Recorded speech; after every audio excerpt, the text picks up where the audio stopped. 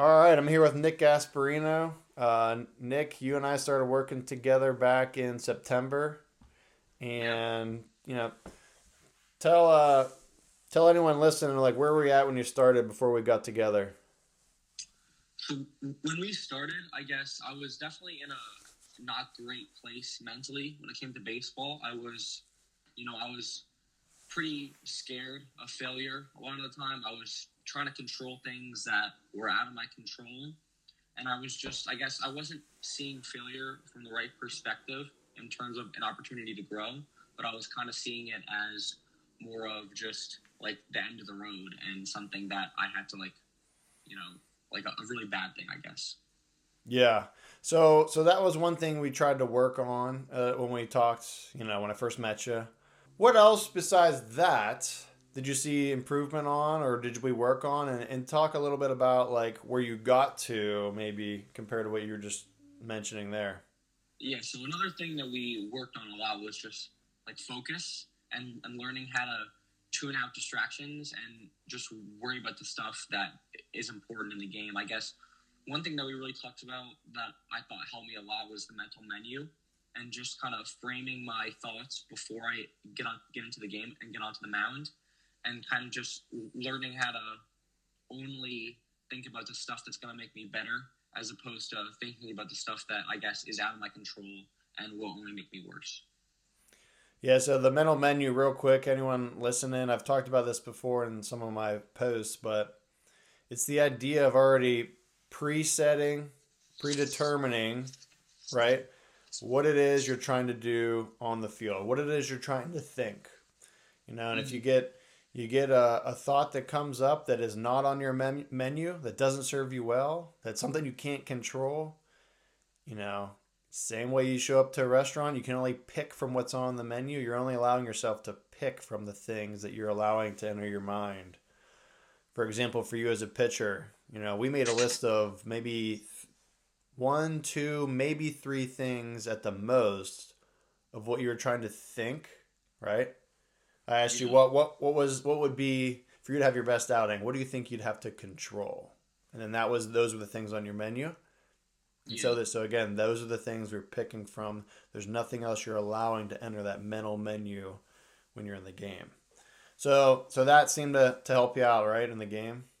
Yeah, for sure. That was a big for me because I guess before that I definitely had a tendency to, I guess, look at stuff that was out of my control and kind of and let it kind of affect me mentally, and that was a huge help. So.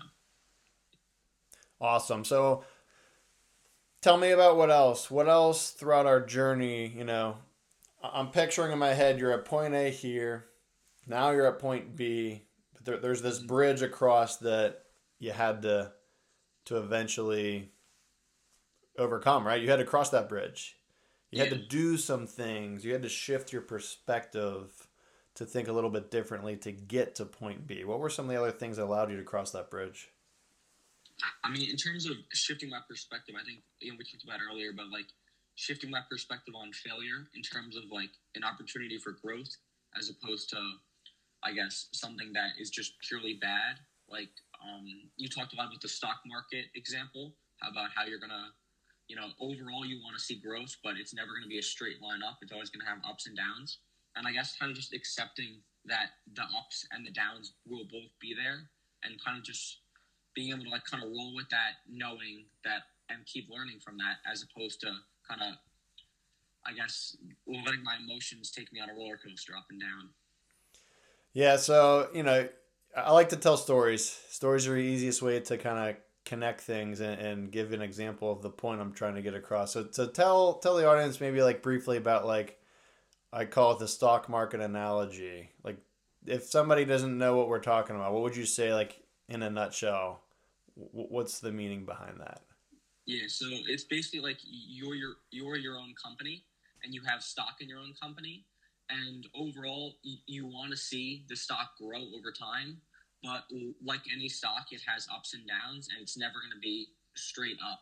So you're gonna go up, you're gonna go down, you're gonna go up again, and it's just kind of it's not necessarily about constant overall growth, but just like I guess just not getting caught up in the downs and the highs, and just kind of staying steady.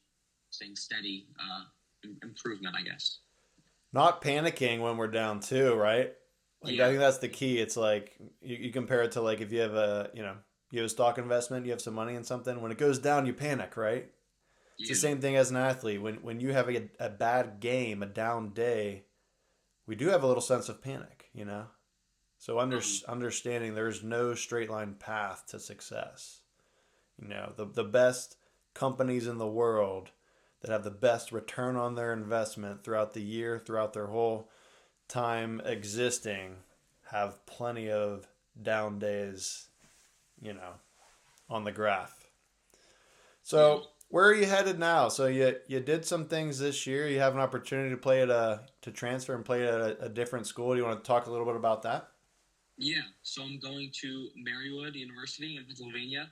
It's a NCAA D3 school. I'm really excited for that. Honestly, coming out of high school, it was so I went to a community college after high school, and I wasn't sure if I was going to be able to be good enough. I guess I always knew that I could, but at that time I wasn't there yet.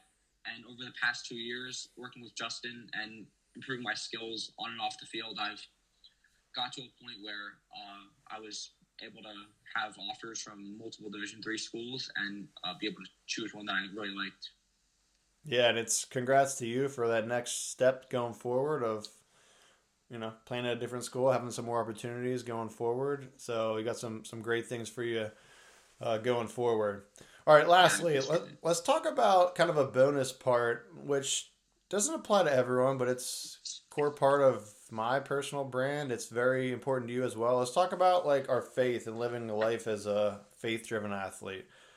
Um, I'll just pass it over to you. What are some of the things that maybe we did, or something that changed your perspective or helped you grow as an athlete, not just on the field, but off the field, and in particular in your faith? Yeah, I mean, I think one of the things that stands out to me is something we talked about in the beginning, just about creating routines and kind of sticking to them. I think that's been huge for me in terms of my faith, in terms of just being able to kind of set a time each day where it's like free from distractions and all my focus is on God and kind of getting in the Word, spending time with Him. I think that another thing that's been huge is kind of reshaping my identity. Whereas, like, I'm not necessarily a baseball player is something I do. It's not who I am, and just kind of being confident and secure in who I am as a follower of Christ, as opposed to a baseball player. And I think that helps a lot with just reframing the game, not as something where you have to have success or something that is, everything to you, as opposed to something that you can do to glorify God and kind of accept the highs and the lows that come with it. It keeps you, when you're failing, it makes it not seem like as big of a deal than as it really Yeah, is. Because it's number one, because it's not, but number two, it's not the most important thing in the world. And then yeah. even on the flip side, when you are succeeding, I think still keeps you level, right? Yes, for sure. It helps you not kind of. It's easy to have an ego kind of when you're having success. It's easy to think that you're all that, but I think that having your faith in God and kind of just sticking to that helps you to recognize that it's not just it's not just you who's helping you succeed. Awesome. All right, Nick, let's wrap it up with that. Anybody listening, if you want some help with your game, feel free to reach out to me. And Nick's been a pleasure working with you. I've seen tons of strides that you've taken on and off the field to become more of a complete player. And I'm excited for you moving forward. I know you got some good stuff for your future. I appreciate it. Thank you for working with me, and I really enjoyed our time together. Absolutely.